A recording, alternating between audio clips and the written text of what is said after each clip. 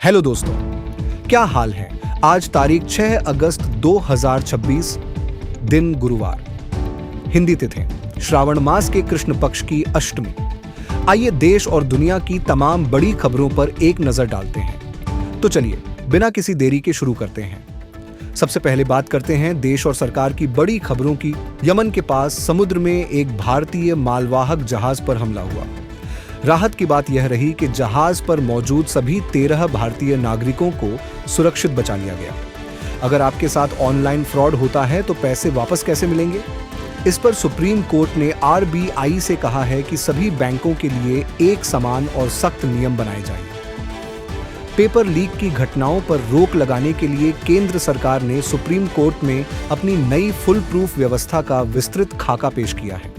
संसद में बजट और कई महत्वपूर्ण विधेयकों के पारित होने के बाद लोकसभा की कार्यवाही अनिश्चित काल के लिए स्थगित कर दी गई है। सुप्रीम कोर्ट ने सुझाव दिया है कि जिन वाहनों का वैध बीमा नहीं होगा, उन्हें पेट्रोल पंपों पर ईंधन नहीं दिया जाए। राजस्थान की नदियों को प्रदूषण से बचाने के लिए सुप्रीम कोर्ट ने 20 सख्त दिशा निर्देश लागू करने का प्रस्ताव रखा है।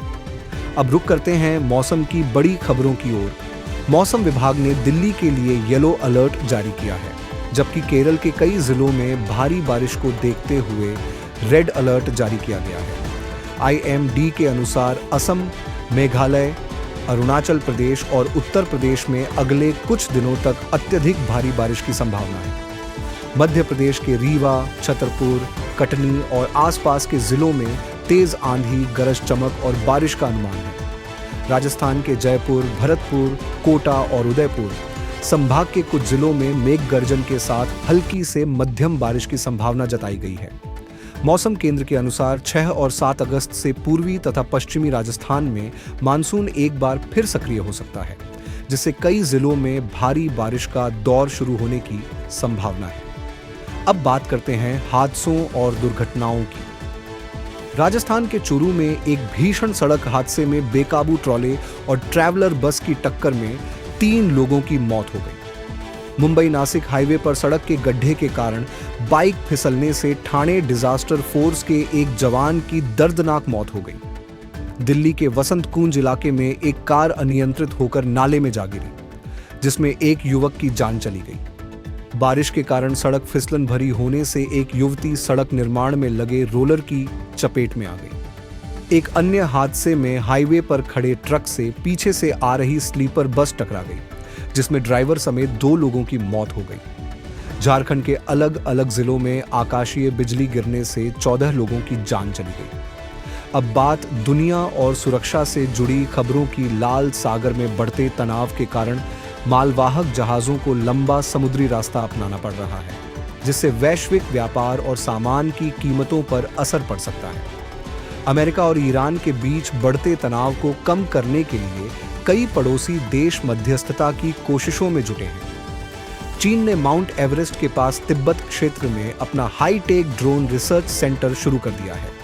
सूडान में जारी गृहयुद्ध के बीच हुए ड्रोन हमलों में भारी नुकसान की खबर सामने आई है। अब बात शेयर बाजार और आपकी जेब से जुड़ी खबरों की। रिजर्व बैंक ने अपनी मौद्रिक नीति की समीक्षा के बाद ब्याज दरों में कोई बदलाव नहीं किया है, यानी फिलहाल आपकी लोन ईएमआई पर कोई असर नहीं पड़ेगा। विदेशों में सामान भेजने वाले भारतीय निर्यातकों का कहना है कि समुद्री मार्ग लंबा होने से माल ढुलाई का खर्च काफी बढ़ गया है। देश में बढ़ती गर्मी और औद्योगिक गतिविधियों के चलते बिजली की मांग में लगभग 7.7% की बढ़ोतरी दर्ज की गई है। भारत में आईफोन की बढ़ती बिक्री के चलते एप्पल की वार्षिक कमाई $10 बिलियन यानी लगभग 83,000 करोड़ रुपए के पार पहुंच गई है। तेल की कीमतों में उतार चढ़ाव के बीच ऊर्जा क्षेत्र की दिग्गज कंपनी शेल ने करीब $9.8 बिलियन का मुनाफा दर्ज किया है। अब बात टेक्नोलॉजी, विज्ञान और पर्यावरण की। ब्रिटेन में हुए एक परीक्षण के दौरान पाया गया कि कुछ एआई मॉडल बिना निर्देश के नकली वर्चुअल पहचान बनाने की कोशिश कर रहे थे। अंतरिक्ष वैज्ञानिक आकाशगंगा में एलियन या किसी अन्य बुद्धिमान सभ्यता के संकेतों की खोज को और तेज कर रहे हैं। हिमाचल प्रदेश और उत्तराखंड के पहाड़ी इलाकों में लगातार बारिश के कारण कई स्थानों पर भूस्खलन हुआ है। जिससे कई सड़कें बंद हो गई हैं। अब चलते हैं खेल जगत की बड़ी खबरों की ओर।